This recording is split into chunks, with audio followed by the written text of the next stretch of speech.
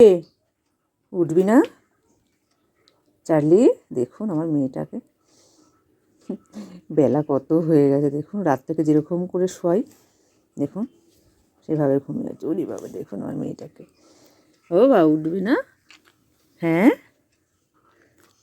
তুমি বিছনা থেকে উঠবে না? ঠান্ডা তো, আরামসে শুয়ে আছে দেখুন। ওকে রাত্রিবেলা এইভাবেই ঢেকে দেওয়া হয়, শুধু মশারির দড়িটা খুলে দিয়েছি। ওরে বাবা, ওরে বাবা, তো ওঠো ওঠো ওঠো ওঠো। দেখুন দেখুন দেখুন আমার লক্ষ্মী মেয়ে, আমাদের লক্ষ্মী মেয়ে। কি মা? এই যে ঘুম থেকে উঠে মানে ওনাকে এরকম করে ঘুম থেকে তুলতে হয়।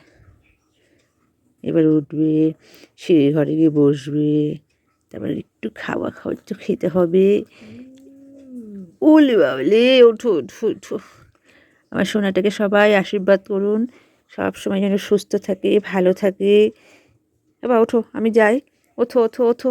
দেখুন সোনাটার জন্য নতুন কম্বলের ওয়ার কিনে দেওয়া হয়েছে। দেখছি আমার সোনাটাকে ঘুমো ঘুমো করছে। সবাইকে গুড মর্নিং করে দাও বাবু, গুড মর্নিং করে দাও বাবা।